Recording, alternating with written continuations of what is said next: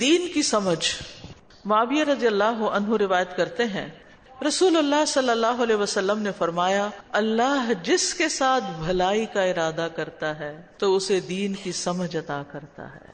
یہ اللہ کا خاص فضل ہوتا ہے کہ کسی کو توفیق دے دے کہ سارے کام کاج چھوڑ کے دین سیکھنے میں لگ جائے یا باقی کاموں میں سے بھی وقت نکال کر دین کا علم حاصل کر لے. سمجھے جس کے اندر دین کا علم حاصل کرنے کا شوق پیدا ہو گیا اللہ نے اس کے ساتھ بھلائی کا ارادہ کر لیا, اس کے لیے خیر کے اب دروازے کھلنے والے ہیں. فقہ جو ہے قرآن و سنت میں غور و فکر کرنا ہے, دینی معاملات کو جاننا ہے, ہدایت حاصل کرنا ہے, اور دین کے علم سے محرومی بھلائی سے محرومی ہے.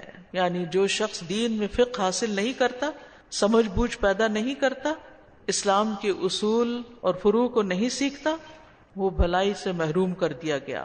قرآن مجید میں دین کا علم حاصل کرنے کے لیے گھروں سے, اپنی بستیوں اور علاقوں سے نکلنے کا بھی حکم ہے. سورۃ التوبہ کی آیت نمبر 122 میں آتا ہے اور ممکن نہیں کہ مومن سب کے سب نکل جائیں, سو ان کے ہر گروہ میں سے کچھ لوگ کیوں نہ نکلے تاکہ وہ دین میں سمجھ حاصل کریں اور تاکہ وہ اپنی قوم کو ڈرائیں جب ان کی طرف واپس جائیں, تاکہ وہ بھی بچ جائیں, یعنی برے انجام سے بچ جائیں, اللہ کے غضب سے بچ جائیں, حرام کام کرنے سے بچ جائیں. پھر یہ کہ دین کا علم حاصل کرنا اور ضروری عبادات اور جو ڈے ٹو ڈے لائف کے متعلق امور ہیں ان چیزوں کے بارے میں سیکھنا فرض ہے. پھر علم کا راستہ جنت کا راستہ ہے. علم حاصل کرنے والے طالب علم کے لیے فرشتے اپنے پر بچھا دیتے ہیں. ایک اور روایت میں آتا ہے پر پھیلا دیتے ہیں. علماء انبیاء کے وارث ہیں اور دین کی سمجھ نہ ہونا نفاق کی علامت ہے. رسول اللہ صلی اللہ علیہ وسلم نے فرمایا 2 خصلتیں ایسی ہیں جو منافق میں کبھی جمع نہیں ہو سکتی, اچھا اخلاق اور دین کی سمجھ. تو بد اخلاقی بھی نفاق کی علامت ہے اور ناسمجھی بھی.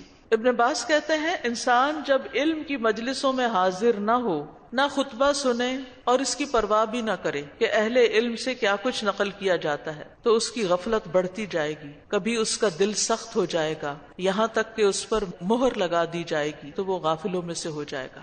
یعنی اگر انسان مستقل طور پر علم کی مجالس سے دور رہتا ہے, علماء کے پاس نہیں بیٹھتا, علم حاصل نہیں کرتا, تو پھر غفلت چھا جاتی ہے اس کے دل پر اور دل سخت ہو جاتا ہے. اس لیے اس کا اہتمام کرتے ہی رہنا چاہیے, زندگی بھر سیکھتے ہی رہنا چاہیے.